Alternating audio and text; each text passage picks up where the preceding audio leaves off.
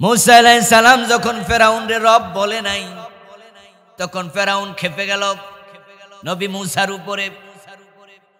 এবার বলুন তো, জোর করে যে রব শব্দটা আদায় করতে চাইছিল, আসিয়া আলাইহিস সালামকে মেরে ফেলল, নবী মূসাকে দেশ ছেড়ে পালাতে বাধ্য করল। ওই ফেরাউনের পরিণতি ভালো হয়েছে না খারাপ হয়েছে? খারাপ হয়েছে না? এবার যারা 15 বছর আমাদেরকে জাতির আব্বা জাতির পিতা কইতে বাধ্য করছে, ওদের পরিণতি খারাপ হয়েছে না ভালো হয়েছে? কত বড় বড় মূর্তি বানাইছে, বিশাল বড় বড় মূর্তি। আমরা বলছি মূর্তি বানানো হারাম। তারা হুজুরদেরকে কইছে, মিয়া হুজুররা তোমরা কি বোঝো, এগুলো মূর্তি না, এগুলো ভাস্কর্য। গ্রামে কিছু লোক আছে দেখবেন, যদি কই চাচা আপনি সুদ খান, এটা ঠিক না, খেপ্পা যায়, খেপ্পা কয় বেড়া আমি ইন্টারেস্ট খাই, সুদ খাই না। নাম চেঞ্জ কইরা সুদ খেতে চায়, এমন কিছু লোক আছে না নাই? আমরা কই মূর্তি বানানো হারাম, মূর্তি বানাইও না রাস্তার মোড়ে। ওরা কয় না আমরা ভাস্কর্য বানাইছি। জোর কইরা দেশের টাকা খরচ করে, আলেমদের বাধা উপেক্ষা করে রাস্তার মোড়ে মোড়ে জাতির আব্বার মূর্তি বানাইলা, রেজাল্ট কিন্তু ভালো হয় নাই। 5 তারিখে আমরা দেখেছি গলার মাঝে রশি লাগাইয়া টেনে মাটিতে ফেলেছে। কিছু কিছু লোক এমনও দেখেছি মূর্তির মাথায় উঠে প্রস্রাব করে দিয়েছে।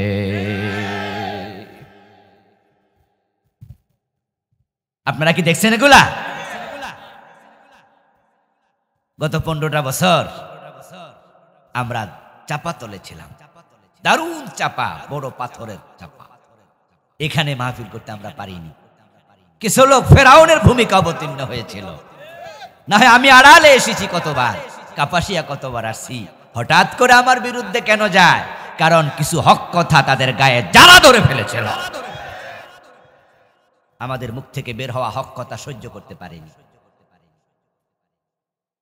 এজন্য তারা বাধা দিয়েছে, হক কথা বলতে দেয়নি, কোরআনের কথা বন্ধ করতে চেয়েছে, বন্ধ করতে পারে নাই। আমরা আবার ফিরে এসেছি, আমরা আবার কোরআনের কথা বলছি। বরং এখন তোমরা পালাচ্ছ, অনেকে পালানোর জন্য ইঁদুরের গর্ত খুঁজে পায় না, দাড়ি মারি কামাইয়া পালাইতে চায়, তাও পালানোর সুযোগ পায় না। আল্লাহ তাআলা তার জমিনকে আমাদের জন্য আবার উন্মুক্ত করে দিয়েছেন। পড়েন আলহামদুলিল্লাহ। আল্লাহ তাআলা আমাদেরকে কথা বলার সুযোগ আবার করে দিলেন। আরদুল্লাহ ওয়াসিআহ, আল্লাহর জমিন বড় প্রশস্ত। কাপাসিয়া আসি নাই তো কি হয়েছে? মাহফিল কি বন্ধ ছিল? কত জায়গা, দিন 2টা 3টা করেও তো কুলাইতে পারি না। মনোহর দিয়ে আসি নাই, কাপাসিয়া আসি নাই, পাকন দিয়া কটিয়া দি কয়দিন বন্ধ করছে, সোহরাব এমপি হইয়া, পরে আবার নুরুদ্দিন সাহেব হইয়া আবার করেন, নূর মোহাম্মদ সাহেব, পরে আবার এবার সোহরাব পাশ কইরা কয় হুজুর আর বাধা দেব না, করেন। এই যে বাধা দেয়া, কোরআনের কথা বন্ধ করা, আমরা আল্লাহর কোরআনের কথা বলি, দাদার কাহিনী, বাবার কাহিনী, এগুলো আমরা বলি না। আমি যখন এখনই তাফসীর শুরু করব, শেষ হওয়া পর্যন্ত আমি হয়তো কোরআন থেকে না হয় হাদিস থেকে বলবো। ডাইনে বামে যদিও কোনো কারণে ব্যাখ্যা দিতে যাই, কিন্তু মূল ফোকাস তো আল্লাহর কোরআনে, ঠিক না? কোরআন কারবানি তো আল্লাহর কালাম বলতে তোমরা বাধা দাও কেন? এই এলাকাতেও একটা ফেরাউন ছিল। এই কাপাসিয়া 3-4টা লোক ফেরাউনের ভূমিকা অবতীর্ণ হয়েছিল, তার মাঝে একটা ছিল আপনাদের আড়াল এলাকায়, নাম বললাম। আল্লাহকে লাঞ্ছিত করেছে, আরো লাঞ্ছিত করবে। এদেশের মানুষকে, এলাকার মানুষকে কোরআনের কথা শুনতে তারা দেয়নি। আলহামদুলিল্লাহ, এখন সুযোগ আবার এসেছে, এখন কোরআনের কথা বলতে কারো অনুমতি নেওয়া লাগে না। আমার প্রিয় ভাইয়েরা, আমি আপনাদের সম্মুখে পবিত্র কোরআন মাজিদ থেকে সূরা আল বাকারার 172 নম্বর আয়াতে কারিমা তেলাওয়াত করেছি। প্রিয় নবীজি সাল্লাল্লাহু আলাইহি ওয়াসাল্লামের পবিত্র মুখনসৃত সহিহ বুখারীতে উদ্ধৃত ছোট্ট একটা হাদিসে নববী পাঠ করেছি। আল্লাহ তাআলা তৌফিক দান করলে এখান থেকে কিছু কথা বলবো ইনশাআল্লাহ। সূরা আল বাকারার 172 নম্বর আয়াতে কারিমাতে আল্লাহ বলেন, ইয়া আইয়ুহাল্লাযীনা আমানু, ও ঈমানদারেরা, কুলু মিন তাইয়্যিবাতি মা রাযাকনাকুম, আমি তোমাদেরকে জমিনে রিজিক হিসাবে হালাল যে জীবিকা দিলাম, তোমরা শুধু হালাল জীবিকাটা গ্রহণ করো, শুধু হালাল খাও। কুলু মিম্মা ফিল আরদি হালালান তাইয়্যিবা। আরেক আয়াতে আল্লাহ বলেন, যা পবিত্র, যা হালাল, শুধু তোমরা সেটাই খাও। ও ঈমানদার, হালাল খাও, এর মানে দাঁড়ালো হারাম খাওয়া যাবে। এই জমিন আমরা আল্লাহর গোলাম, তিনি আমাদের মালিক। একজন গোলাম তার মালিকের কথা মেনে চলবে, এটাই হলো গোলামির দাবি। যারা গোলাম হয় তারা কখনো স্বাধীনতা পায় না। গোলাম থাকে যতদিন, মালিকের কথা মেনে চলতেই হবে ততদিন। কিছু কিছু গোলাম আছে যারা মালিকের কাছে স্বাধীনতা চায়। আজকের এই যুগে তো গোলামি নাই। এক সময় মানুষ বাজারে বেচা কেনা হতো গোলাম হিসাবে, এমন একটা যুগ ছিল কিনা? হযরত বেলাল কি ছিলেন? গোলাম ছিলেন। উমাইয়া ইবনে খালফের গোলাম ছিলেন। হযরত যায়েদ বিন হারেসা রাদিয়াল্লাহু তাআলা আনহু মা খাদিজা রাদিয়াল্লাহু তাআলা আনহার গোলাম ছিলেন। গোলাম যখন বাজার থেকে কিনে আনতো, তখন গোলাম মালিকের কথা মতো চলতো। কিন্তু কিছু গোলাম ছিল যারা মালিকের কাছে বলতো, মালিক, আপনি যদি রাজি হন তাহলে আমাকে যে কয় টাকা দিয়ে আপনি কিনে এনেছেন, আমি সেই কয় টাকা আপনাকে পরিশোধ করে দেব। ওই টাকা যদি আপনি পেয়ে যান তাহলে আপনি আমাকে স্বাধীন করে দিলে আমি খুশি হব। এবার মালিক যদি বলতো ঠিক আছে, এটার নাম হলো মুকাতাব গোলাম। বলেন তো কি শব্দ বলছি? মুকাতাব। এই মুকাতাব গোলামের সাথে মালিকের চুক্তি হলো, ওই টাকা পরিশোধ করে দেওয়ার পরে এটার গোলাম না, সে এখন থেকে কি, যখনই স্বাধীন হয় তখন থেকেই মনিবের কথা মেনে চলতে সে আর বাধ্য নয়। কিন্তু যে কয়দিন মনিবের অধীনে থাকবে, ওই কয়দিন মনিবের কথার বাহিরে চলার অধিকার গোলামের নাই। দুনিয়ার মনিবের অধীন থেকে টাকা দিয়া মুকাতাব গোলাম নিজেকে স্বাধীন বানাতে পারে। স্বাধীন হওয়ার পরে মনিবের কথা আর শোনা লাগে না। এবার আপনারা বলুন তো, আমরা যে আল্লাহর গোলাম, আমরা কি সে আল্লাহ থেকে আলাদা হতে চাই, স্বাধীন হতে চাই? আমরা কি আল্লাহকে বলবো, আল্লাহ তুমি আমাদেরকে আজাদ করে দাও? নাকি আমরা গোলাম থাকতে চাই? বরং আমরা আল্লাহর গোলাম হওয়ার জন্য চেষ্টা করতে চাই, ঠিক না? নবীজি মুহাম্মদ সাল্লাল্লাহু আলাইহি ওয়াসাল্লাম বলেন, কুনু ইবাদাল্লাহ, ও আল্লাহর বান্দারা, ও আল্লাহর গোলামেরা, তোমরা সবাই আল্লাহর গোলাম হিসাবেই থাকো। কারণ যেই মানুষগুলো আল্লাহর গোলামির অধীনে জীবন চালাবে, হাসরের ময়দানে আল্লাহ তাআলা তার প্রত্যেকটা গোলামকে নিজ দায়িত্বে জান্নাতে প্রবেশ করাবেন। আল্লাহর গোলাম ছাড়া কাউকে তিনি সেদিন জান্নাত দেবেন না। তাই তো জান্নাতে যারা যেতে চায় তারা সবাই আল্লাহর গোলামির অধীনে আসুন, আল্লাহর গোলাম হিসাবে থাকুন, আল্লাহর গোলাম হওয়ার জন্য চেষ্টা চালান। জান্নাত দেয়ার আগে আল্লাহ ঘোষণা করবেন, ফাদখুলি ফি ইবাদি। ইবাদ শব্দটা আব্দুন শব্দের বহুবচন। আব্দুন শব্দের অর্থ হলো, আব্দুন অর্থ কি? গোলাম। বহু বচন হলো ইবাদ। আমরা বলি আশহাদু আন্না মুহাম্মাদান আবদুহু ওয়া রাসূলুহু, আমি সাক্ষ্য দিচ্ছি নবী মুহাম্মদ আল্লাহর গোলাম এবং আল্লাহর রাসূল। সুবহানাল্লাযী আসরা বিআবদিহি লাইলাম মিনাল মাসজিদিল হারামি ইলাল মাসজিদিল আকসা।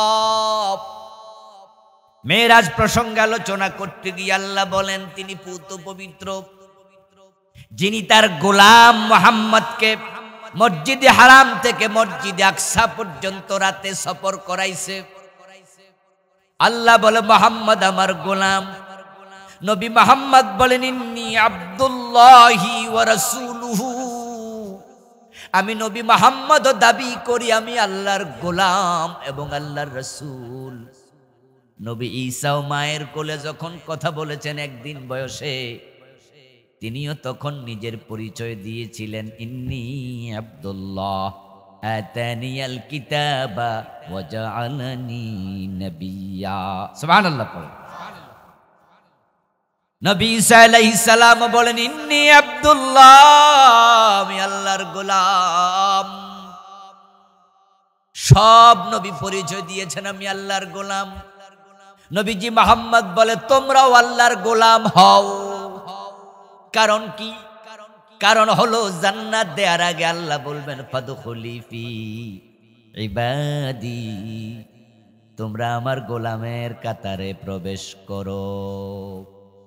যারা সেদিন গোলামের কাতারে দাঁড়াবে তাদের দল হবে, কাতার হবে 120। এই 120 কাতার গোলাম। হাসরের মাঠে মানুষ আছে crore crore crore crore, trillion billion trillion, আরো বেশি, কিন্তু সবাই গোলামের কাতারে দাঁড়াতে পারবে না, চাইলেও পারবে না। কারণ হাসরের ময়দানে সব কিছু আল্লাহর নিয়ন্ত্রণে থাকবে। ওয়াল আমরু ইয়াউমাইযিন লিল্লাহ, সেদিন সব ক্ষমতা একমাত্র কার? লিল্লাহিল ওয়াহিদিল কাহ্হার। এজন্য আপনি চাইলেও গোলামের কাতারে দৌড় মাইরা ঢুকতে পারবেন না।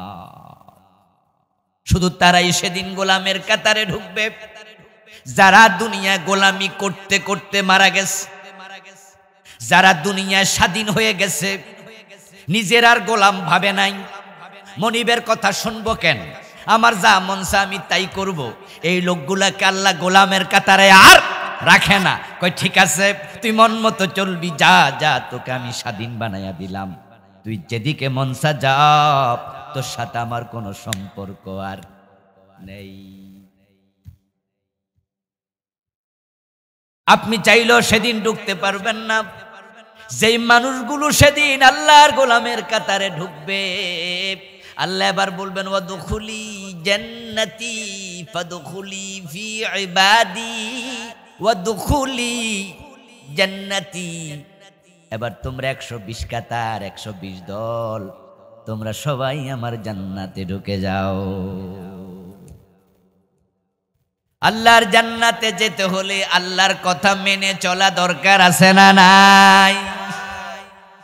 তো সূরা আল বাকারার 172 নম্বর আয়াতে আল্লাহ বলছে ঈমানদার তোমরা জমিনে হালাল যা আছে হালালটাই খাও, হারামের দ্বারে কাছে যেও না। কুলু মিন তাইয়্যিবাতি মা রাযাকনাকুম, যেই রিজিক আমি দিয়েছি হালালটা ভক্ষণ করো। ওয়াশকুরু লিল্লাহ,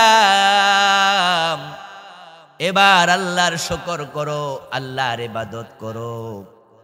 ইন কুনতুম ইয়াহু তা'বুদুন, যদি তোমরা শুধু আল্লাহর গোলাম হয়ে থাকো।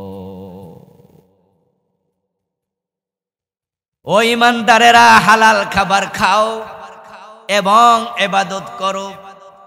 আয়াতে নির্দেশ মোট দুটি।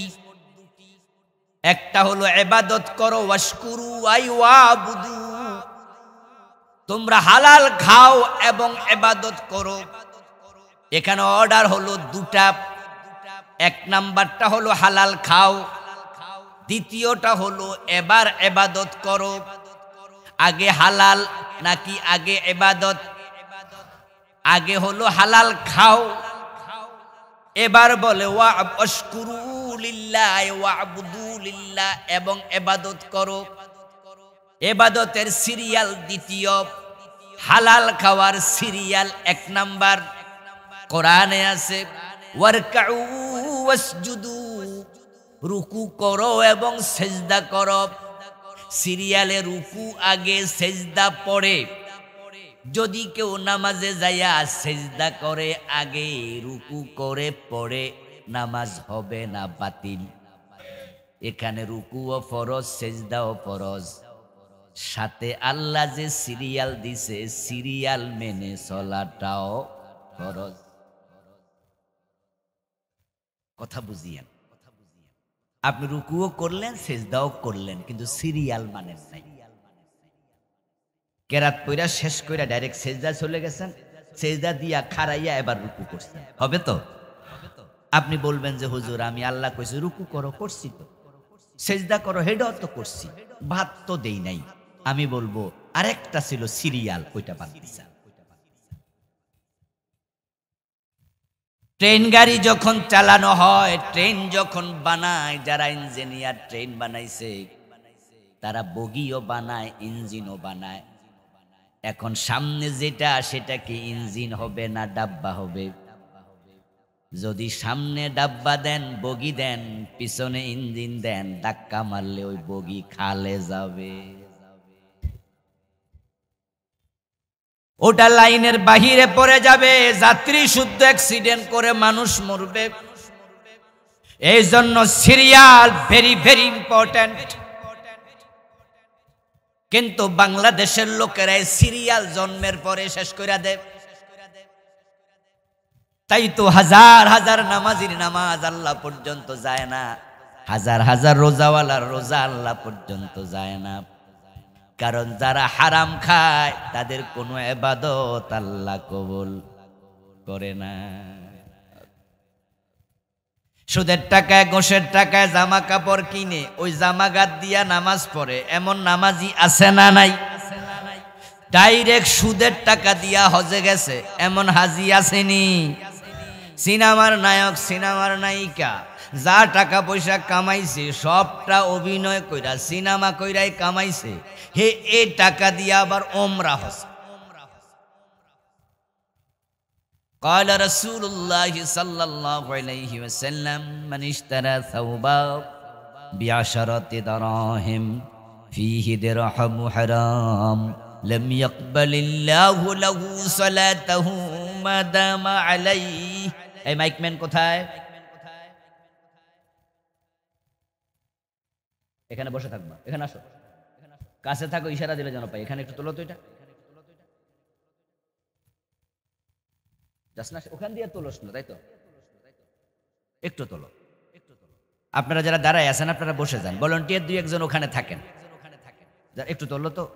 তোমার ফ্যান সিরা কেন? সিরা ফ্যান করে আছো কেন?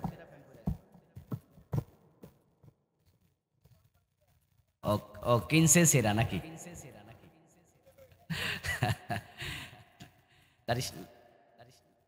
দাও, ছাড়ো, বান্ধব ভালো করে। দোকানদারের টাকা কম দিছে, এই জন্য সেরাটা দিয়ে দিছে। এখানে বসে। আমার প্রিয় ভাইরা, বলছিলাম প্রিয় নবীজি বলছেন মানিশতারা সাওবাম বিআশারাতি দারাহিম, যে ব্যক্তি 10 দিরহাম দিয়ে কোনো কাপড় কিনল, ওয়া ফীহি দিরহামু হারাম, তার মাঝে 9 দিরহাম হালাল, 1 দিরহাম হারাম ঢুকে গেল, লাম ইয়াকবালিল্লাহু লাহু সালাতাহু মা দামা আলাইহি।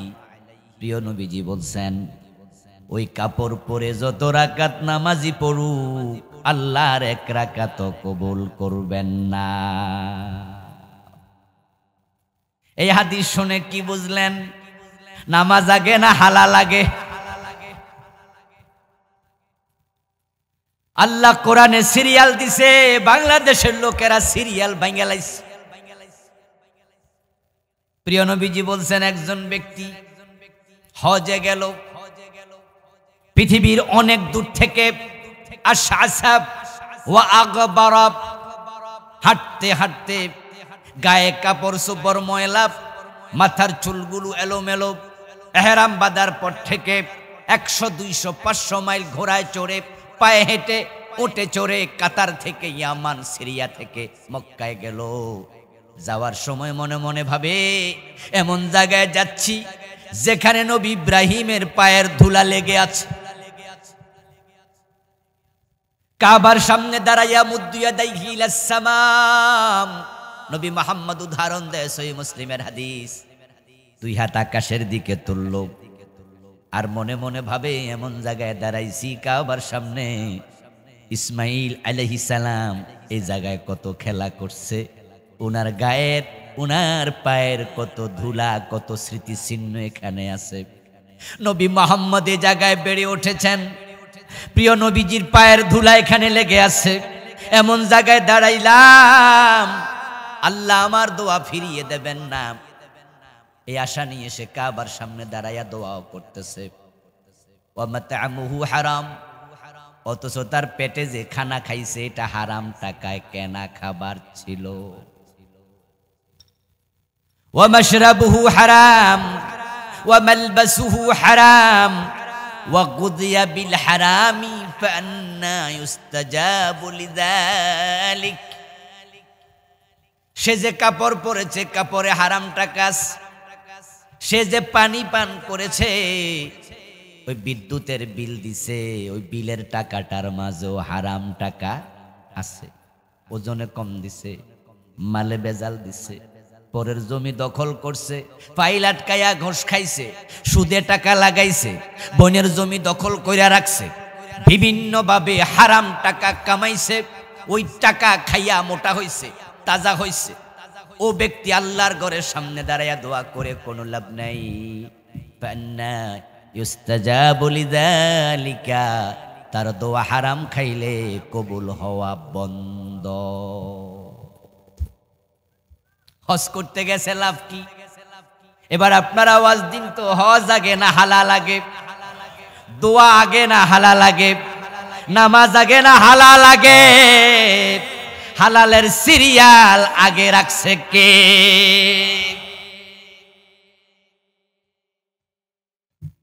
হালালের সিরিয়াল কেন আগে? আল্লাহ তাআলা রাসূল আমাদেরকে বলছেন, কালান নবী সাল্লাল্লাহু আলাইহি ওয়াসাল্লাম, ইন্নাল্লাহা তাইয়্যিব লা ইয়াকবালু ইল্লা তাইয়্যিবা। ও মুসলমানেরা, নামাজিরা শোনো, আল্লাহ নিজে পবিত্র, কিছু গ্রহণ করেন না। ইন্নাল্লাহা আমারাল মুমিনিন বিমা আমারা বিহিল মুরসালিন। এই যে তোমাদেরকে আল্লাহ বলল হালাল খাও, এই আদেশটা আল্লাহ রাসূলদেরকেও দিছে।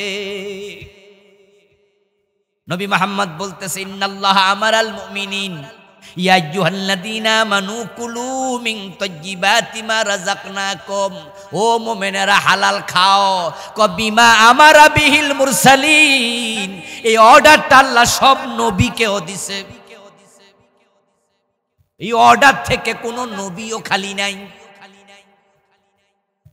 আল্লাহ কিভাবে অর্ডার দিল? এবার রাসূল বলতেছে কোরআন থেকে, আল্লাহ বলে, ইয়া আইয়ুহার রাসূল কুলু মিনাত তাইয়্যিবাতি ওয়া আমালু সালিহাত। ও আমার রাসূলেরা, আগে হালাল খাও এবং পরে নেক আমল করো। ইয়া আইয়ুহার রাসূল, ও রাসূলেরা। রাসূল বহু বচন, এক বচন হলো রাসূলুন, বহু বচন হলো রুসুল। আমানতু বিল্লাহি ওয়া মালাইকাতিহি ওয়া কুতুবিহি ওয়া রুসুল। রুসুল বহু বচন। ইয়া আইয়ুহার রাসূল, ও রাসূলেরা, কুলু মিনাত তাইয়্যিবাত, হালাল খাও। ওয়া আমালু সালেহা, এবং নেক আমল করো। আমল আগে না হালাল খাওয়া আগে? আমি রাসূলদেরকে অর্ডার দিয়েছি। আপনাদের কাছে জানবো, বলুন তো কোরআন নাজিল হয়েছে কয়জন রাসূলের উপরে? তো বহু বচনের শব্দ আসলো কেন? নবী মুহাম্মাদের পরে আর কোন নবী আসবে? তাহলে তো পরে আর নবীও নাই, তো বহু বচন বলল কেন? যদি আবার এমন হতো যেমন তাওরাত নাজিল হয়েছে নবী মূসার উপরে, কিন্তু মূসা নবীর ভাই হারুন আলাইহিস সালাম উনিও নবী ছিলেন, উনার উপর কোনো কিতাব নাজিল হয় নাই। হারুন নবী নিজ তাওরাত অনুসরণ করতেন। দুনিয়াতে নবী ছিলেন লাখ লাখ, কিন্তু আসমানি কিতাব মাত্র 104টা। আসমানি কিতাব কয়টা? 104। নবী তো লাখ লাখ, তো বাকি নবীদের কিতাব কই? উত্তর হলো সব নবী কিতাব পায় নাই। অনেক নবী আগের নবীর উপর নাজিল হওয়া কিতাবের অনুসরণ করতেন। তো নবী মুহাম্মাদের পরে তো আর নবী নাই, তাহলে বহু বচনের শব্দ কেন আসলো? তার উত্তর হলো আল্লাহ তাআলা বহু বচনের শব্দ ব্যবহার করে বুঝালেন এই অর্ডার থেকে আগের কোন নবীও খারিজ ছিল না। দুনিয়ায় যত নবী, যত রাসূল এসেছেন, যত মুমিন এসেছেন, সবার প্রতি আল্লাহর অর্ডার আগে হালাল খাও, তারপরে আমল।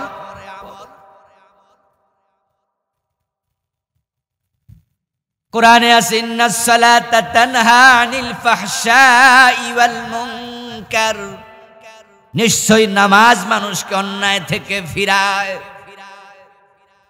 কিন্তু বাংলাদেশের লোকেরা নামাজও পড়ে, সুদেও টাকা লাগায়, এমন নামাজি আছে না নাই? তার নামাজ তাকে অন্যায় থেকে ফিরাতে পারে নাই।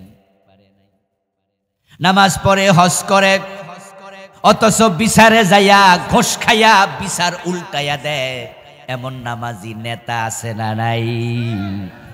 তার নামাজ তাকে ঘোষ থেকে ফিরাতে পারে নাই। কপালের মাঝে কালো দাগ আছে, শুধু 5 ওয়াক্ত না, তাহাজ্জুদ পর্যন্ত পড়ে, আবার ওই নামাজি বোনের হক দেয় না।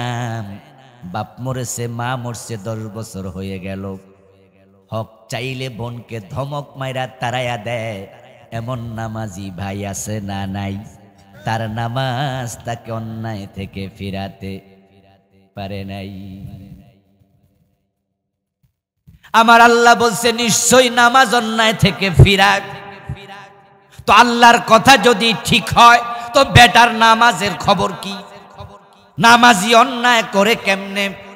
উত্তর হলো আমাদের তো হালাল আগে, ইবাদত পরে, এই সিরিয়াল তো আগে বাঙ্গালাইছি। ইবাদত তো আল্লাহর কাছে যায় না। এই নামাজ তোমারে অন্যায় থেকে ফিরাবে কেমনে?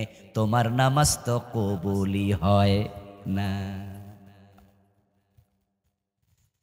আমরা টয়লেটে ঢুকছি, এক সময় তো আজকের মতো টয়লেটে আর পাইপের লাইন ছিল না। আমরা গটিতে মদ বদনায় কইরা পানি লইয়া টয়লেটে ঢুকছি। এখন টয়লেটে ঢুকে এক ব্যাককল তাকায়া দেখে যে তার লোটা খানিকটা ছিদ্র আছে। তো টয়লেটে ঢুকে দেখে যে ছিদ্র দিয়া পানি পড়া যাইতেছে। তো হে মনে মনে ভাবে যে টয়লেট শেষ করা পর্যন্ত তো পানি থাকতো না, যেমনে ফুটতাছে। তো হেতে কি করলো, আগে পানি খরচ করে যে পানিটা আগে কাজে লাগাইল। তো হেতে কাম সারার আগে পানি খরচ করে আবার কাম সারছে। পবিত্র হয়েছে তো? কেন হবে না? পানি তো লাগাইছে। পানি কি আর না লাগাইছে? যেখানে লাগানের হিয়ানে তো লাগাইছে। কিন্তু ব্যাক কলে সিরিয়াল ব্রেক করছে, ঠিক কিনা? লঙ্ঘন করছে সিরিয়াল।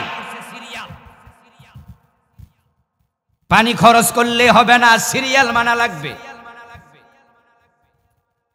সন্তানের জন্ম হলো, মায়ের পেটে সন্তানের মুখ আল্লাহ হারাম থেকে মুক্ত রাখলো। সন্তান যখন মায়ের পেটে আছে, মা যখন কনসিভ করে, তখনই মায়েরা হায়েজ বন্ধ হয়, টের পায়। বিয়ের পরে যখন নতুন বউ হায়েজ বন্ধ হয়ে গেছে, শাশুড়ি আম্মা মুস্কি মুস্কি হাসে, আর দুই একজনের কানে কানে কয় আমি দাদি হতে যাচ্ছি। মহিলার যখন হায়েজ বন্ধ হয় তখন দুনিয়ার মানুষ হিসাব করে কনসিভ করছে। 9 মাস 10 দিন মায়ের পেটে থাকে কম বেশি। এ 9 মাস 10 মাসে মহিলার হায়েজ আর হবে না। প্রশ্ন হলো হায়েজের রক্ত কোথায় গেল? আজকের বিজ্ঞানীরা গবেষণা করে দেখেন, আল্লাহ তাআলা হায়েজের রক্তটাকে খাবার বানায়া বাচ্চাকে সাপ্লাই দিয়া মোটা তাজা করে। এজন্য বাচ্চার সাথে মায়ের একটা নারীর সংযোগ আছে, আসেনি? বাচ্চার কোন জায়গা দিয়া? সেটা নাভি দিয়া। দুনিয়া আসার পরে সে নাভির সংযোগ কেটে ফেলতে হয়, তখন মা থেকে বাচ্চা আলাদা হয়। প্রথম 40 দিনে বাচ্চাটা ছিল বীর্য, দ্বিতীয় 40 দিনে এটা হয়ে গেছে রক্তপিণ্ড, তৃতীয় 40 দিনে এটা হয়ে গেল মাংসপিণ্ড। প্রথম অংশকে বলে নুতফা, দ্বিতীয় অংশকে বলে আলাকা, তৃতীয় পর্যায়ের অংশকে বলা হয় মুদগাহ। আল্লাহ কোরআনে বলে ফাকাসাউনাল ইজামা লাহমা। 40-120 দিন যাওয়ার পরে আমি ওই মাংসপিণ্ডের ভিতরে হাড্ডি ঢুকাইয়া চামড়া দিয়া ঢেকে মানুষ বানাই। এখন মায়ের পেটে যে আপনি এবং আমি হলাম মোটা তাজা হচ্ছি, আস্তে আস্তে বড় হচ্ছি। 4 মাস যখন চলে যায় 340-120, এবার আল্লাহ রুহের জগৎ থেকে রুহ পাঠালেন। 4 মাসের আগে সন্তানের রুহ মায়ের পেটে আসে না। নবীজি মুহাম্মদ সাল্লাল্লাহু আলাইহি ওয়াসাল্লাম বলেন, 3টা স্টেজ পার হওয়ার পরে 4 মাস পার হলো 120 দিন, এবার রুহের জগৎ থেকে রুহ আসলো। যখন দেহের সাথে রুহের সংযোগ হয়, এবার রুহ আসার পরে বাচ্চাটা মায়ের পেটে নড়াচড়া দেয়, তখন গর্ভবতী মাও টের পায় পেটে বাচ্চা নড়তেছে। আপনাদের কাছে আমার প্রশ্ন হলো, এবার মায়ের পেটে বাচ্চা জীবিত না মৃত? জীবিত মানুষের জন্য খাবার দরকার আছে না নাই? পানীয় দরকার আছে না নাই? আল্লাহ তাআলা পেটের বাচ্চাটাকে মুখ দিয়ে খাওয়ায় না, কারণ মায়ের হায়েজের রক্ত সন্তানের খাবার, আর রক্ত হলো হারাম। হায়েজের রক্ত হলো আরো বেশি হারাম, হুরমতে গালিজা। পায়খানাও নাফাক, প্রস্রাবও নাফাক। বেশি নাফাক কোনটা? কিরে ভাই, বোঝে না নাকি লোকেরা? প্রস্রাব কি হালাল না নাফাক? পায়খানা কি? কিন্তু বেশি হারাম কোনটা? পায়খানা। এটা হচ্ছে হুরমতে গালিজা, আসাদুল হুরুমাতের অংশ। নরমালি আপনার দেহ থেকে রক্ত বের হলো, এই রক্ত খাইতে পারবেননি, রক্ত হারাম। কিন্তু মহিলাদের লজ্জাস্থান দিয়া যে হায়েজের রক্ত বের হয়, এটা হলো আরো বেশি হারাম। আমি কি কথা বুঝাইতে পারতেছি তো? এটাকে বলে হুরমতে গালিজা, এটা মিন আসাদ্দিল হুরুমাত। এখন মায়েজের তো হামার তো হায়েজ বন্ধ, ওই হায়েজের রক্ত বাচ্চার খাবার। আমরা খাবার খাই কি দিয়ে?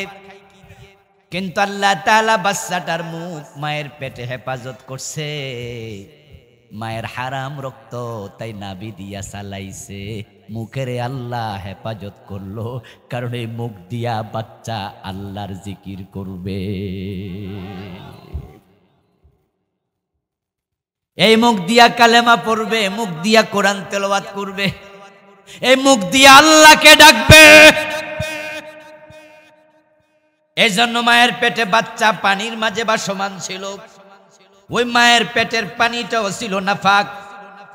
বাচ্চার মুখকে আল্লাহ বন্ধ করে রাখছে, মুখ এইভাবে বন্ধ ছিল যেন পানিও পেটে না ঢোকে মুখ দিয়া।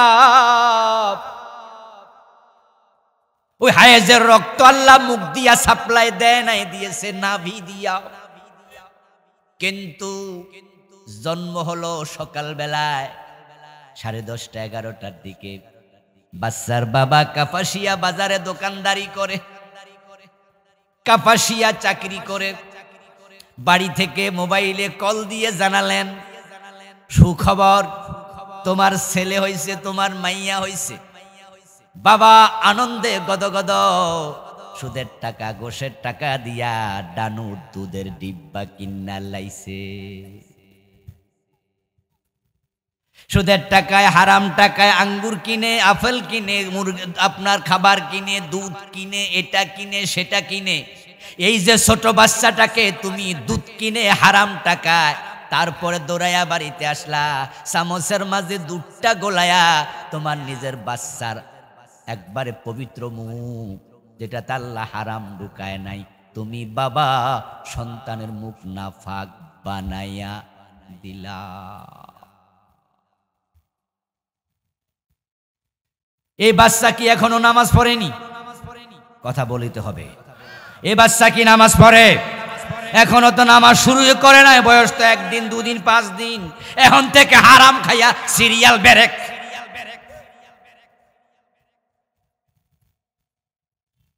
মানুষ যখন হারাম খাইয়া মোটা হয়, তাজা হয়, তখন আল্লাহ ইবাদত আর কবুল করে না। কেন করবে? ইবাদতের বিনিময় তো জান্নাত। এখন যারা হারাম খায়, রাসূলুল্লাহ বলেন ওই দেহ আল্লাহ জান্নাতে ঢুকতে দেবেন না। প্রথম থেকে যারা আলোচনা শুনেছেন তাদের মনে আছে, ইবাদতকারীদেরকে আল্লাহ জান্নাতীদের কাতারে দাঁড় করাবে, তারপরে জান্নাতে দেবে, ঠিক কি না? তো ইবাদতকারীর জন্য তো জান্নাত। তুমি তো হারাম খাইছো, তোমার দেহ তো আল্লাহ জান্নাতে ঢুকতে দেবে না, তাই হারাম খোরের ইবাদত আল্লাহ নেয় না। قال رسول الله صلى الله عليه وسلم لا يدخل الجنة لحم نبت من السحت وكل لحم نبت من السحت فكانت النار أولى بي। প্রিয় নবীজি বলেন, যেই দেহটা হারাম খাইয়া মোটা হইছে, তাজা হইছে, লা ইয়াদখুলুল জান্নাম, ওই দেহটা জান্নাতে ঢুকতে পারবে না। আজকের এই মাহফিলে যারা আছেন সবাই জান্নাতে যেতে চান? মুখটা কাজে লাগান, বলেন জান্নাতে যেতে চান। কিন্তু হারাম খাইলে আপনার বডি আল্লাহ জান্নাতে ঢুকতে দেবেন না। وكل لحم نبت من السحت فكانت النار أولى به। প্রিয় নবীজি বলেন, যেই দেহটা হারাম খাইয়া মোটা হইছে, তাজা হইছে, বড় হইছে, ওই দেহকে আল্লাহ জাহান্নামের জন্যই বানাইছে। আপনি ইসলামী আন্দোলনের কর্মী, আপনি একামতে দ্বীনের কর্মী, আপনি 5 ওয়াক্তের সাথে তাহাজ্জুদের ইশরাকও মিস করেন না। আপনি শুধু হজ না, একাধিকবার উমরাকারী। আপনি কোরআনের ময়দানে কাজ করছেন দিন রাত। এই জমিনে কোরআন কায়েম হোক আপনি চান। আপনি নামাজ একা পড়েন না, এলাকায় নামাজের দাওয়াত দেন। আপনি মানুষকে ইসলামের প্রতি আহ্বানকারী, আপনি রোজাদার, আপনি হাজি, কিন্তু আপনার পেটে হারাম ঢুকছে, রক্তে ঢুকেছে, গোস্তে ঢুকেছে। আপনি যত বড় কর্মী হন, নামাজি হন, রাসূল মুহাম্মদ বলে হারাম খাইয়া মোটা হইছে, ওই বডি আল্লাহ বেহেশতে ঢুকতে দেবেন না। বেহেশত কি পাক জায়গা না নাফাক জায়গা? এজন্য আল্লাহ পবিত্র স্থানে নাফাক কিছু ঢুকতে দেবেন না। এজন্য জান্নাতে কিন্তু টয়লেট নাই, জানেননি আপনারা? এই হ্যাঁ কয় না, না কয় না হয়েছে, জান্নাতে টয়লেট আসেনি। কারণ টয়লেটের জায়গাটা কি পবিত্র না অপবিত্র? এজন্য জান্নাতে আল্লাহ টয়লেটই বানাবে না।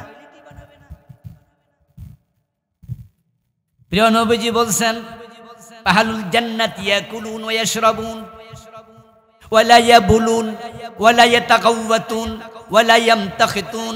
রাসূল একদিন সাহাবাদের সামনে বলছেন, জান্নাতীরা খাবে, জান্নাতীরা পান করবে, শারাবান তাহুরা, সেখানে তাদেরকে পবিত্র পানীয় পান করানো হবে।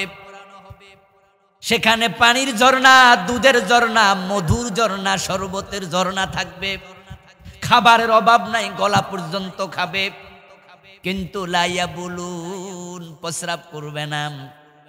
ওয়ালা ইয়াতাকাওয়াতুন, টয়লেটে যাবে না, পায়খানা করবে না। ওয়ালা ইয়ামতাখিতুন, তাদের নাকে কোনো ময়লা জমবে না। এই কথা শুনে একজন সাহাবী বললেন, ফামা বালুত তামু, ও নবী আপনি এইমাত্র বললেন খাবে, পান করবে, তাহলে খাবার দাবারের বদ হজম হবে, পরে খাইব কেমনে?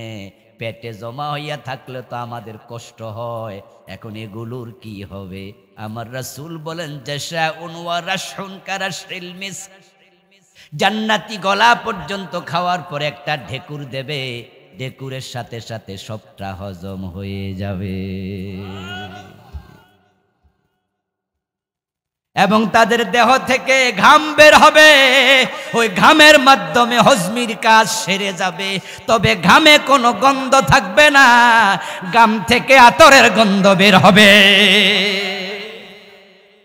জান্নাতে টয়লেট নাই, পায়খানা প্রস্রাব নাই, কারণ জান্নাত পাক পবিত্র জায়গা। এখন যারা হারাম খায় তাদের দেহটা পবিত্র না অপবিত্র হয়ে যায়। প্রিয় নবী যে জন্য বলছেন, তলাবু কাসবিল হালাল ফরিদাতুম বাদাল ফরিদা, দুনিয়ায় মানুষ যত ফরজ কাজ করে তার মাঝে হালাল জীবিকা অর্জন করা সব ফরজের বড় ফরজ। এখন বাংলাদেশে হালালের উপরে টিকে থাকা বড় দায়, বড় দায়। এখন এমন মানুষ যারা হালাল এবং হারাম এটার পার্থক্যটাই ভুলে গেছে। কোনটা হালাল কোনটা হারাম পার্থক্যই বোঝে না। নবীজি মুহাম্মদ বলছেন, ইয়াতি আলান নাসি জামান লা ইউবালিল মারউ মা খাযা মিনহু আমিনাল হালালি আম মিনাল হারাম। একটা জামানা মানুষের কাছে আসতেছে, আসবে, যেই জামানার মানুষগুলো কোনটা হালাল কোনটা হারাম এটা ভুলেই যাবে। সে জামানা আসবে না, এসে গেছে। এই যে রমজান মাস আসতেছে, আপনাদের এই পাশে যে বাজার আছে, আড়াল বাজার আছেন, আড়াল বাজারে যদি 50টা দোকানদার থাকে, আপনি খোঁজ নেবেন, 50-এর মাঝে দেখবেন যে কমপক্ষে 40 জনই রোজা রাখে। বেরোজগারি আছে, এজন্য আমরা 40 জন, 10 জন বাদ দিলাম। 40 জন, 50 জনের ভিতরে 40 জন দোকানদার রোজা রাখে। এবার বলুন তো, হক হালাল ব্যবসা করে এই 50 জনের মাঝে কয়জন?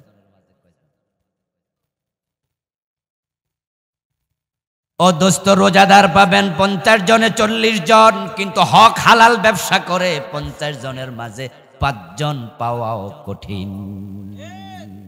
তাহলে এই রোজাওয়ালাই হালাল হারাম বোঝে। মসজিদের মাঝে জুমার দিন যদি 500 লোক ঢোকে, 500 লোক নামাজ, তাই তো মসজিদে গেছে। এবার বলুন তো, 500 জনের মাঝে হালাল হারামের আলোকে জীবন চালায়, হারাম খায় না, 500 জনে কতজন পাবেন? 100 জন পাওয়াই যায়, 400 জনই বাদ পড়ে। ও দোস্ত আমার, আমরা হালাল হারামের সীমা ভুলে গেছি। অথচ হালাল খাওয়ার অর্ডার 1 নাম্বার, ইবাদতের অর্ডার 2 নাম্বার। এই সিরিয়াল ব্রেক করার কারণে অসংখ্য নামাজি, অসংখ্য হাজি আল্লাহর সামনে গিয়ে দেখবা আমলনামা খালি।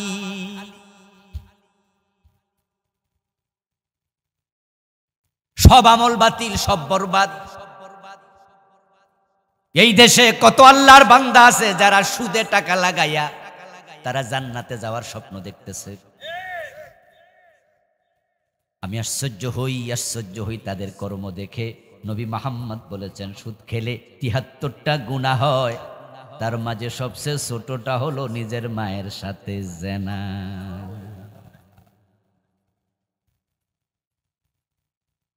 ও দোস্ত, কোন ব্যক্তি যদি মাসে 30,000 টাকা সুদ খায়, তাহলে প্রতিদিন গড়ে কত? কথা বলেন কত? এখন একদিনে কয় ঘন্টা? 24 ঘন্টা।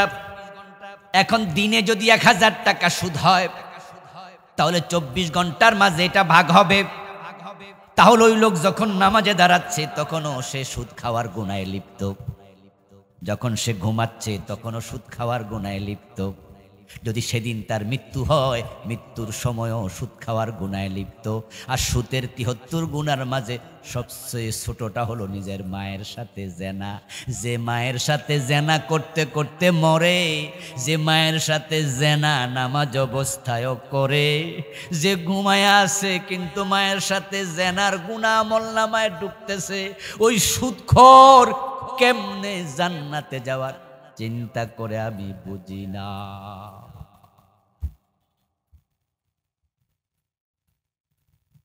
قال رسول الله صلى الله عليه وسلم من أكل درهم ربا وهو يعلم أنه أشد من 36 زينة। প্রিয় নবীজি বলছেন, সুদ খেলে জেনে বুঝে 1 টাকা যদি কেউ জেনে বুঝে সুদ খায়, তার আমলনামায় 36 বার জেনার গুনাহ লিখে দেয়া হয়। 1 টাকা সুদ খেলে 36 বার জেনা হয়। 100 টাকা সুদ খেলে 3600 বার জেনা হয়। 1000 টাকা সুদ খেলে 36,000 বার জেনার গুনাহ হয়। 36,000 বার জেনা কোন পতিতা নারীও জীবনে করার সময় পায় না।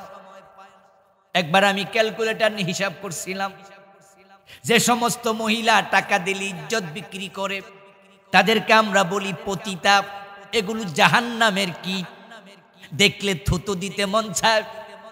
ওই পতিতাও যদি 80 বছর হায়াত পায়, 15 বছর নাবালেগ থাকলো 65 বছর, তার মাঝে বয়স যখন 50 পার হয়ে যায়, তখন সে আর কাস্টমার পাবে না, ওই বুড়ির কাছে কাস্টমার যাবে না। তাহলে সে 70-80 বছর বাঁচলেও লাভ নাই। জেনা করবে যে 30-35 বছর, প্রতিদিন 10 বার 20 বার জেনা করলো, সে 1000 বার জেনা 2000 বার জেনা করতে পারে না। 36,000 বার দূরের কথা। যদি আপনি 1000 টাকা সুদ খান, আপনি 36,000 বার জেনাকারী হয়ে গেলেন। এতে বোঝা যায় সুদখোর পতিতার চেয়ে আরো খারাপ, আরো নিকৃষ্ট, আরো নিচ। যে সমস্ত মেয়েরা এই অপকর্মটা করে, পতিতা বৃত্তি করে, এই পতিতাও তার নিজের বাবার সাথে জেনা করে না, পতিতাও তার সন্তানের সাথে জেনা করে না। আর আপনি সুদ যদি খান, আপনি মায়ের সাথে জেনা করছেন। আপনি কোথায় নামলেন? কিসের নামাজ, কিসের রোজা তোমার? কিসের নামাজ পড়ো? ও প্রিয় ভাইয়েরা আমার, পতিতা মারা গেলে ইমাম তার জানাজার নামাজ পড়াবে না। বলে হের আবার কিসের জানাজা? চরিত্রহীন মহিলা, যাও কুত্তার মতো খাদাই দাও, গর্ত কইরা দিয়ে দাও। কিসের জানাজা? চরিত্র ঠিক নাই, দেখলে থুতু মারে। ভদ্রলোক তার কাছে মেয়ে বিয়ে দেয় না, তার সন্তানের কাছে মেয়ে বিয়ে দেয় না। পতিতার মেয়ে বড় হলে কেউ বিয়ে করায় না, বাবার ঠিক নাই, জন্মের ঠিক নাই। যাকে থুতু মারলেন সেও তো 36,000 বার জেনা করে নাই। আর আপনি সুদ খাইয়া ইমামের পিছনে দাঁড়ায়া দাঁড়ায়া নামাজ পড়েন, 1000 টাকা সুদ খেলে 36,000 বার জেনা করে ফেললেন। পতিতাকে যদি থুতু দেয়া লাগে, সুদখোরদেরকে স্যান্ডেল দেয়া দরকার।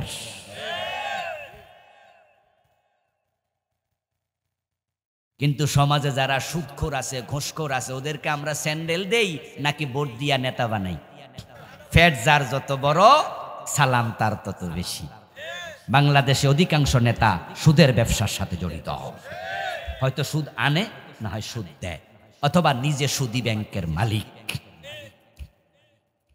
খবর নেন ঢাকা ব্যাংক মালিককে, খবর নেন সোনালী ব্যাংকের ডিরেক্টর কারা, জনতা ব্যাংক কারা চালায়, অগ্রণী ব্যাংক কারা চালায়, বাংলাদেশে যদি 50টা সুদী ব্যাংক থাকে, আপনি খবর নিয়ে দেখেন, এদের প্রত্যেকটার সাথে মন্ত্রী এমপিরা নিজেরা জড়িত, আর তাদেরকে পাবলিক ভোট দেয় আর পতিতাকে থুতু দেয়।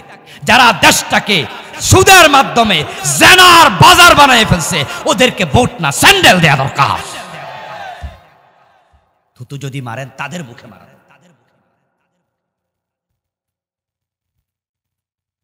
প্রিয় ভাইরা, হারাম যদি খান, আল্লাহ আপনার থেকে মুখ ফিরিয়ে দেবে। এদেশে হারামের সাথে জড়িত মানুষের সংখ্যা এত বেশি, বলছিলাম কিছুক্ষণ আগে, 100 জন ব্যবসায়ীর মাঝে আপনি 5 জন সৎ পাবেন না। আত-তুজ্জারি হুশরুনা ইয়াউমাল কিয়ামাতি ফুজ্জারা ইল্লা মান ইত্তাকা ওয়া সাদাকা ওয়া বাররা। ব্যবসা তো এমন এক পেশা, যে পেশার মতো সেবা অন্য কেউ করতে পারে না। আপনি কি ভাবেন, যারা হোটেল ব্যবসা করতেছে প্রতিদিন কত হাজার মানুষকে খাবার খাওয়াচ্ছে? ঢাকা শহরে একটা বড় হোটেলে একদিনে 2000, 3000, 5000 মানুষ খায়, এমন হোটেল আছে না? এই 5000 মানুষের পকেটে টাকা আছে, কিন্তু খাবার নাই। আমি এখান থেকে ঢাকা যাই, আপনারা ঢাকা যান, পকেটে টাকা নিয়ে চলে গেছেন, আপনার টেনশন নাই।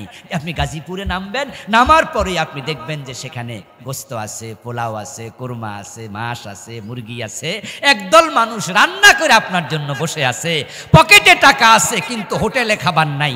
টাকা খাইলে কি ক্ষুধা যায়? তাহলে যে লোকগুলো আপনার জন্য ইলিশ মাছ রাঁধছে, আপনি কি ভাবতে পারেন ইলিশ মাছটা কোথা থেকে আসছে? ওই বঙ্গোপসাগরের গভীরে, যেখানে জেলে জীবনের ঝুঁকি নিয়ে মাছ ধরতে জাল লইয়া গেছে, মাছ ধরতে যাইয়া নৌকা ডুবে মরে গেছে, এমন জেলে আছে না নাই? আপনাকে আমাকে সেবা দিচ্ছে সেই জেলে।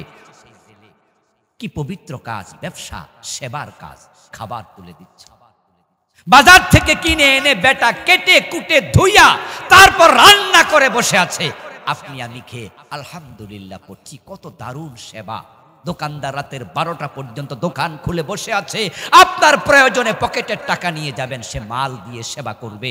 এই ব্যবসা ছিল নবীদের পেশা, সাহাবীদের পেশা, ইমাম আবু হানিফার পেশা। কিন্তু তোমার হারাম 2 নাম্বারের কারণে তোমার ব্যবসা তোমার জাহান্নামে যাওয়ার কারণ হয়ে যাচ্ছে।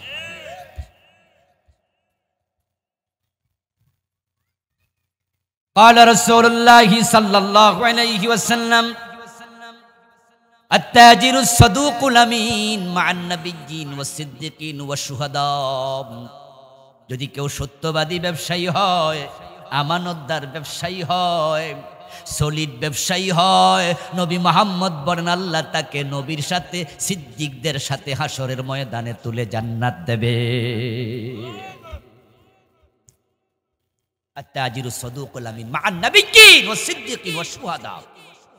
শহীদদের সাথে, শহীদদের সাথে যারা আল্লাহর রাস্তায় নিজের জীবনটা দিছে, কত বড় স্যাক্রিফাইস করে শহীদ হয়।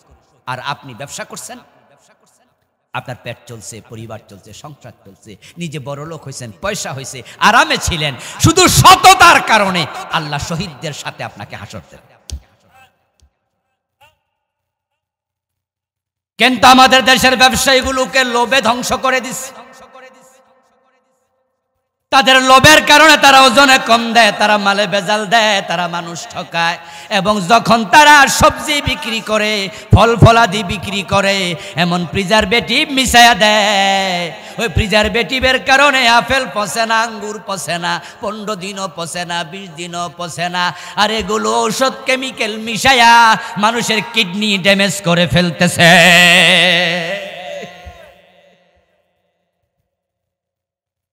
তুমি মানুষের জন্য কিডনি ড্যামেজ, কিডনির অসুখ সাপ্লাই দিলা, ক্যান্সার সাপ্লাই দিলা, ফুসফুসের প্রদাহ সাপ্লাই দিলা। তোমার আপেল খাইয়া, আঙ্গুর খাইয়া, তোমার প্রিজারভেটিভ মিশানো সবজি খাইয়া আরেকজনের কিডনি শেষ করলা কি তুমি? কুনতুম খায়রা উম্মাহ উখরিজাত লিন-নাস। তোমাকে আল্লাহ সৃষ্টির সেরা বানাইছিল মানুষের কল্যাণের জন্য, মানুষের ক্ষতির জন্য না। তুমি ডাক্তার হইছিলা, জাতি তোমাকে শ্রেষ্ঠ মেধাবী সন্তান। ঢাকা মেডিকেল যখন ছুটি হয়, আর ওখান দিয়ে কোনো কারণে যাই, সোহরাওয়ার্দী মেডিকেল যখন ছুটি হয় ওখান দিয়ে যাই, তখন এপ্রন পরা সাদা কাপড় পরা মেয়ে এবং ছেলেগুলাকে যখন দেখি রাস্তায় হাঁটে, তখন না মনে হয় বাংলাদেশের সেরা মেধাবী ছেলেগুলো মেয়েগুলো হাঁটছে। কদিন পরে তারাই তো দেশের সেবার জন্য নিজের আত্মনিয়োগ করবে। করোনা যখন হয়েছিল, আমরা যারা রুগী, আমরা ঘরে ছিলাম, আমরা রুগীর আত্মীয়রা রুগী থেকে দূরে ছিলাম, কিন্তু হাসপাতালের ডাক্তাররা জীবনের ঝুঁকি নিয়ে রুগীর কাছে গিয়েছে। কত ডাক্তার করোনা হইয়া মরছে। ওই বাচ্চাগুলোকে দেখলে না মনে খুব ভালো লাগে, কি মেধাবী বাচ্চাগুলো হাঁটছে। কিন্তু যখন দেখি ওদের লোভ ওদেরকে ধ্বংসের দিকে নিয়ে যায়। বাংলাদেশে হাসপাতালে 100 মহিলা যদি যায় পেটে বাচ্চা নিয়ে, 95টার পেট কেটে দেয়। সিজার কেন? সিজার কেন? আজ থেকে 20 বছর পিছনে যান, আমার সমবয়সী আমরা যারা আছি, যারা আমার সিনিয়র আছেন, আপনারা 2 ভাই 3 ভাই ছিলেন না, 5 ভাই 7 ভাই ছিলেন, ভাই বোন 10 জন 12 জন ছিলেন। আমি নিজেও তো, আমরাও তো 7 ভাই বোন, কিন্তু আমাদের সিজার লাগছে কয়জন? আমাদের মায়েরা 10টা বাচ্চা 12টা জন্ম দিয়েছে, একটার সিজার লাগে নাই। আজকের ইউরোপে সিজার লাগে না, আমেরিকায় সিজার লাগে না, ইটালিতে সিজার লাগে না। আলহামদুলিল্লাহ, ইউরোপ আমেরিকা সহ পৃথিবীর অনেকগুলো দেশ আল্লাহ সুযোগ দিয়েছে আমাকে সফর করার। আমি সেখানে খোঁজ খবর নিয়েছি, ওরা বলল যে 100 জন রোগী যদি হাসপাতালে বাচ্চা পেটে নিয়ে আসে, তার মাঝে 100-র মাঝে 1 পয়েন্ট, আপনি 0 পয়েন্ট তারপরে যাবেন সিজার না। 100 জনের মাঝে 1 জন হয় না, হয়তো 1000 জনের মাঝে 3 জন 5 জনের হয়, বাকি সব নরমাল নরমাল নরমাল নরমাল। আর আমার দেশে 100 জন গেলে 95 জন পেট কাটে, কারণ তাদের লোভ তাদেরকে শেষ করে দিয়েছে।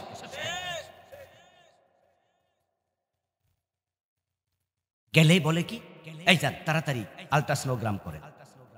তারপরে আবার রিপোর্ট চাই কয় পানি শুকাই গেছে, বাচ্চা উল্টে গেছে, মাথা বড় হয়ে গেছে। মানে এমন ভয় লাগাবে যে আপনি তখন গার্ডিয়ান, অভিভাবক, আপনি ভাবেন যে হায় রে আমার বউ মরে যাবে, আমার বাচ্চা মরে যাবে, মা ভাবে, বাবা ভাবে আমার মেয়ে মরে যাবে, টাকা যাক টাকা যাক, রিক্সাওয়ালা ভিক্ষা করো টাকা জমায়, ঠিক কিনা?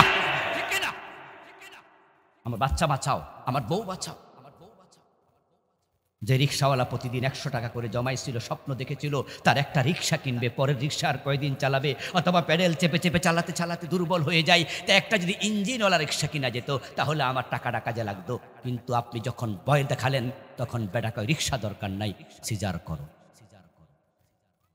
যে মহিলাটাকে আপনি বিনা প্রয়োজনে সিজার করাইলেন, পেটটা কেটে দিলেন, ওই মহিলাটা অসুস্থ হয়ে গেল, ওষুধ খাওয়া লাগবে টানা 2 মাস 4 মাস 6 মাস 1 বছর। তারপরে যদি আবার একটু মোটা হয়ে যায়, তাহলে সেখানে ইনফেকশন হওয়ার সম্ভাবনা দেখা দেয়, ভারী কিছু তোলা দিতে পারে না।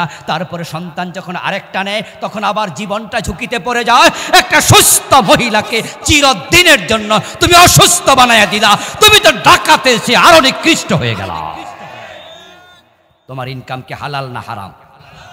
হালাল না হারাম? এই হারাম তোমাকে শেষ করে দেবে। হাসরের ময়দানে আল্লাহ ব্যবসায়ীগুলাকে ফেরেশতা দিয়ে আগে বলবে, চারপাশে দাঁড়ায় এগুলার মাঝখানে রাখ। আত-তুজ্জারু ইহশারুনা ইয়াওমাল কিয়ামাতি ফুজ্জারা। রাসূলুল্লাহ বলেন, সব ব্যবসায়ীকে কিয়ামতের দিন পাপিষ্ঠের কাতারে দাঁড় করানো হবে। এই পাপিষ্ঠের দল ওঠ, সব ব্যবসায়ী ওঠ। এই ফেরেশতারা কোথায়? সবগুলার চারপাশে লাইন ধরে খাড়াইয়া যাও, গোল হইয়া খাড়াইয়া এগুলার ভিতরে ঢুকাও সব। এরপরে এবার আল্লাহ বলবে 3 কন্ডিশনে তাদেরকে ছেড়ে দেবে। রাসূল শুনাইল্লা মানিত্তাকা ওয়া সাদাকা ওয়া বাররা। এবার আল্লাহ বলবেন, যে ব্যবসায়ী ব্যবসা করার সময় আল্লাহর ভয় অন্তরে রাখছে, মানুষরে ঠকায় নাই, ওই ব্যবসায়ীকে বের করে নবীর সাথে মিশাইয়া দাও। নবীরা যেখানে খাড়াইছে, সিদ্দিকরা যেখানে খাড়াইছে, শহীদরা যেখানে খাড়াইছে, ইল্লা মানিত্তাকা ওয়া বাররা ওয়া সাদাকা। ব্যবসা করতে গিয়ে মিথ্যা বলে নাই, ওজনে কম দেয় নাই, মালে ভেজাল মিশায় নাই, যেটাতে দোষ ছিল ওটা দেখাইছে, দেখাইয়া বলছে ভাই এখানে একটু ত্রুটি আছে, আপনি 2-4 টাকা কম দিয়া নিবেননি। তখন ক্রেতা বলছে আচ্ছা ভাই ঠিক আছে, অথবা বলছে ভাই আমি এটা নেব না। যদি না চলে, ব্যবসায়ী পচা আপেলটা দেয় নাই, আপেলটা পচা ছিল এক সাইড, তাই ব্যবসায়ী বলছে, ভাই এটার কেজি 10 টাকা 20 টাকা কম, কেউ নেয় না, নিজে কাইটা খাইছে অথবা গরিব ভিক্ষুককে দিয়া দিছে, কিন্তু না দেখাইয়া আরেকজনকে চালাইয়া দেয় নাই। সৎ ছিল, মুত্তাকি ছিল, সত্যবাদী ছিল। আল্লাহ বলবে তাকে নবীর সাথে মিশাইয়া জান্নাতে দিয়ে দেবে। এই 3 গুণ যদি না থাকে বলবে পাপিষ্ঠকে জাহান্নামে ফেলে দেয়। বাজারে যাওয়ার সময় 2 নাম্বার চিন্তা নিয়ে মাথায় যায়, দোষ পাইলে ঢাইক্কা রাখে। 1 ডজন কমলা কিনছে, বাড়িতে এসে দেখে 11টা, কি আরেকটা গেল। একটু চান্স পাইলে কমাইয়া দেবে, ঠকাইয়া দেবে। আল্লামা সাইদি রাহিমাহুল্লাহ বলছিল, 1 ডজন কমলা কিনে দেখে 10টা, যে বেটা কিনছে সে খেয়াল করছে, গইনা বলে ভাই 2টা তো কম হয়েছে। দোকানদার বলে ভাই মাথা ঠিক নাই, কথা হলে 14টা দিলেন না, যে কোন এত খারাপ হয় নাই। লাউয়ের পেটে ছিদ্র দেখে নিজে লাউটাকে উল্টা করে রেখে দিয়েছে, যে কিনবে সেজন্য না বোঝে পেটে পোকার ছিদ্র আছে। ওই পোকা খাওয়া লাউ বিক্রি করে দিয়া আসে আসরের নামাজে, মাগরিবের নামাজে মসজিদে খাড়াইয়া বলে, ইয়্যাকা না'বুদু ওয়া ইয়্যাকা নাস্তাঈন, আল্লাহ তোমার গোলামি করি। আল্লাহ বলে তুই টাকা বাটফার, তোর মতো বাটফার আমার গোলাম না। প্রতারক গাই গরু বিক্রি করতে যায়, ওলান ফুলায় 3 দিন ধইরা দুধ জমায়, বাচ্চাকে দুধ খাইতে দেয় না। ক্রেতা মনে করে 3 কেজি 5 কেজি দুধ হবে, আসলে কি তাই? প্রথম দিন দুধ বেশি, পরের দিন দুধ কম। ওই ক্রেতা বাড়িতে বসে কষ্ট পায়, আহারে লোকটা আমারে ঠকাইছে। ক্বালা রাসূলুল্লাহ সাল্লাল্লাহু আলাইহি ওয়াসাল্লাম মান গাশশা ফালাইসা মিন্না, রাসূলুল্লাহ বলে যে মানুষকে ধোঁকা দেয় সে আমার উম্মত না। প্রিয় নবীজি বাজার মনিটরিং করছেন, বাজারে গেলেন। বাজারে যাওয়ার পরে আল্লাহর হাবিব সাল্লাল্লাহু আলাইহি সাল্লাম দেখে এক ব্যক্তি স্তূপাকার খাবার বিক্রি করছে। আল্লাহর হাবিব স্তূপের ভিতরে হাত ঢুকায় দিলেন। ফাওয়াজাদা বালালাহ, রাবি বলেন রাসূল ভিতরে হাত ঢুকায় দেখে ভিতরে যেন পানি পানি লাগে, ভিজা ভিজা লাগে। আল্লাহর নবী ভিতর থেকে এক মুষ্টি খাবার, ওই স্তূপ থেকে এক মুষ্টি বস্তু বের করলেন। বের করে দেখেন এটা ভিজা। এবার দোকানদারকে বললেন, মা হাযা ইয়া ফুলান, ও মিয়া, উপরে শুকনা ভিতরে ভিজা, ভিতরে ভিজা কেন? এবার বেটা জবাব দেয়, আসাবাতুস সামা ইয়া রাসূলুল্লাহ, আকাশ থেকে বৃষ্টি হয়েছিল, তাই বৃষ্টির পানিতে ভিজে গেছিল, আমার দোষ নাই, আমি পানি দেই নাই। রাসূল উত্তরে এবার বলেন, তাহলে ভিজাটা উপরে কেন রাখো নাই? আর ভিজা যেহেতু ছিল তোমার দোষ নাই, কিন্তু ভিজাটা ভিতরে দিছো কেন? এরপর রাসূল বলে, মান গাশশা ফালাইসা মিন্না, তোমার চিন্তা খারাপ, কিনুন না যেন টেন না পায়। শোনো, প্রতারণা করবা সে আমার উম্মতের অন্তর্ভুক্ত না। প্রিয় ভাইয়ের, আসরের নামাজের সময় হয়ে যাচ্ছে, একদিন সব ওয়াজ করা যায় না। এই যে সুদের ব্যাপারে বললাম, ঘুষের ব্যাপারে বললাম, অন্যায়ের ব্যাপারে বললাম, এগুলো এমনি এমনি বন্ধ হবে না। ওয়াজ করলে সুদ বন্ধ হয় না। ইসলামী রাষ্ট্র বানাও, এমন নেতা সংসদে পাঠাও 151 জন একবার সুদের বিরুদ্ধে বলবে না, একটা আইন হবে, দেশের সুদী ব্যাংক বন্ধ হয়ে যাবে। এই যে অফিস আদালতে ঘোষ চলছে, চাঁদাবাজি চলছে দেশে, দ্রব্যমূল্য বেড়ে যাচ্ছে, রোজা তো আসতেছে, 2 মাস পরেই তো রোজা। একদল ব্যবসায়ী এখনই মুছে তেল দিচ্ছে, দাম বাড়াইবে, ঊর্ধ্বাকাশ পর্যন্ত ঊর্ধ্বমুখী হবে। 100 টাকার জিনিস 200 টাকা হয়ে যাবে। থামাবে কে? ব্যক্তি পারবে না। এমন সরকার বানাও যারা চাঁদাবাজদেরকে কন্ট্রোল করবে। কিন্তু সরিষার ভিতরে তো ভূত। গত 15 বছর যারা চাঁদাবাজি করছে, তারা কি সরকারের বাহিরের লোক না ভিতরের লোক? বাহিরের লোকরা তো এমনি দৌড়ের উপরে আসিল, কিসের চাঁদা? তাহলে যারা সরকার চালায় তারাই চাঁদাবাজি করে। এখন ভবিষ্যতে যারা সরকার হওয়ার আশায় আছে, এরা কি সব মোত্তাকি না চাঁদা খাওয়া শুরু করছে? তো লাভ কি সরকার চেঞ্জ করে? আগের তালাই তো ভালো। যদি আবার তাই হয় তাহলে লাভ কি? এজন্য আগস্ট বিপ্লবের পরে নতুন সিদ্ধান্ত আমাদের নিতে হবে। যারা চাঁদাবাজ হবে, সুদখোর হবে, মদখোর হবে, তাদের সাথে আমরা থাকব না। দেশের পরিবর্তন আসবে ইনশাআল্লাহ। আপনারা আমরা চাইলে কেন হবে না? এবার তো পেরেছে, আমাদের বাচ্চারা পেরেছে, আমাদের ছাত্ররা যারা তারা আমাদের ছোট ভাই, আমাদের বাচ্চা। ছাত্ররা যদি পারে, আমরা বাবারা চাচারাও পারবো। একসাথ হয়ে গেলে পরিবর্তন হবেই হবে। এজন্য আসুন হারাম পরিত্যাগ করি, হালালে ইক্তেফা করি। আল কানা আল কানা আল কানা, স্বল্পে তুষ্ট হন, হারাম খাওয়া লাগবে না। টাকা আসবে কোটি টাকা, হালাল ভাবে ওসমানের মতো ধনী হয়ে যান। 1 টাকাও হারাম খাবেন না, বেলালের মতো উপাস থাকতে শিখেন। ওসমান ধনী ছিল, হালাল টাকা। বেলালের ছিল না, উপাস থাকা। এটাই ঈমান। যখন হালাল ভাবে আসবে, মুরগি পোলাও খাবো। হারাম ভাবে আমরা খাবো না, প্রয়োজনে শুটকি খাবো, প্রয়োজনে রোজা রেখে উপবাস যাপন করবো।